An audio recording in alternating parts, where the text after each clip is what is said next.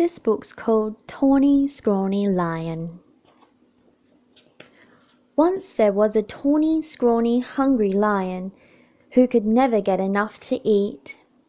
He chased monkeys on a Monday, kangaroos on a Tuesday, zebras on a Wednesday, bears on a Thursday, camels on a Friday, and on a Saturday, elephants. And since he caught everything he ran after, that lion should have been as fat as butter. But he wasn't at all. The more he ate, the scrawnier and hungrier he grew. The other animals didn't feel one bit safe. They stood at a distance and tried to talk things over with the tawny, scrawny lion. "It's all your fault for running away," he grumbled. "If I didn't have to run for every single bite I get, I'd be fat as butter and sleek as satin, and then I wouldn't have to eat so much and you'd last longer." Just then, a fat little rabbit came hopping through the forest, picking berries. All the big animals looked at him and grinned slyly. "Rabbit," they said. "Oh, you lucky rabbit, we appoint you to talk things over with the lion." That made the little rabbit feel proud. "What shall we talk about?" he asked eagerly. "Any old thing," said the big animals. "The important thing is to go right up close." So the fat little rabbit hopped right up to the big hungry lion and counted his ribs. "You look much too scrawny to talk things over," he said. "So how about supper at my house first?" "What's for supper?" asked the lion. The little rabbit said, "Carrot stew." And that sounded just awful to the lion. But the little rabbit said, "Yes, sir, my 5 fat sisters and 4 fat brothers are making delicious big carrot stew right now." "What are we waiting for?" cried the lion. And he went hopping away with the little rabbit, thinking of 10 fat rabbits and just looking as jolly as you please. "Well," grinned all the big animals, "that should take care of this tawny, scrawny lion for today."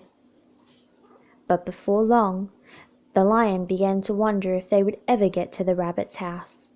First, the fat little rabbit kept stopping to pick up berries, mushrooms, and all sorts of good-smelling herbs. And when his basket was full, what did he do but flop down to the river bank?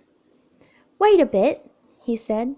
"I want to catch some fish for the stew." And that was almost too much for the hungry lion.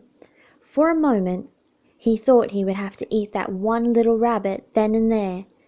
But he kept saying, "5 fat sisters and 4 fat brothers," over and over to himself. And at last the 2 were on the way again. "Here we are," said the rabbit, hopping around a turn with the lion close behind him. Sure enough, there was the rabbit's house, with a pot of carrot stew bubbling over an open fire, and sure enough, there were 9 more fat, merry little rabbits hopping around it. When they saw the fish, they popped it into the stew along with the mushrooms and the herbs, and the stew began to smell very good indeed. And when they saw the big tawny, scrawny lion, they gave him a big bowl of hot stew.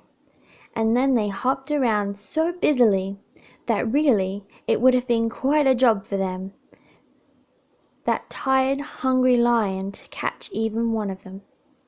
So he gobbled his stew, but the rabbits filled his bowl again. And when he had eaten all he could hold, they heaped his bowl with berries. And then when the berries were gone, the tawny, scrawny lion wasn't scrawny any more. He felt so good and fat and comfortable that he couldn't even move. "Here's a fine thing," he said to himself.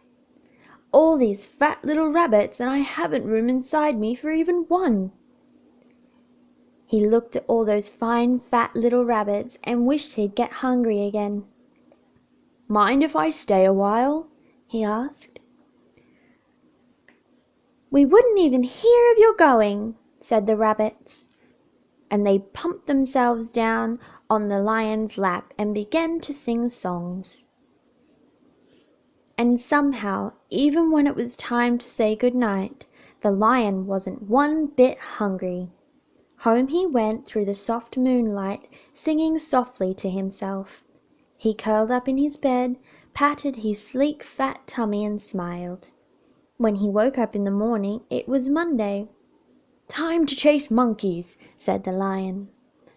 But he wasn't one bit hungry for monkeys. What he wanted was some more of that tasty carrot stew. So off he went to visit the rabbits. On Tuesday he didn't want kangaroos, and on Wednesday he didn't want zebras.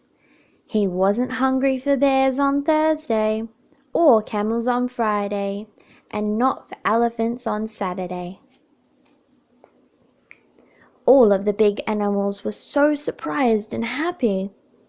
They dressed in their best and went to see the fat little rabbit. "Rabbit," they said, "oh, you wonderful rabbit, what in the world did you do to talk the tawny, scrawny, hungry, terrible lion about?" The fat little rabbit jumped up in the air and said, "Oh my goodness, we had such a good time, and with that nice jolly lion, and that I guess we've got to talk about anything at all." And before the big animals could say one word, the tawny lion came skipping up the path.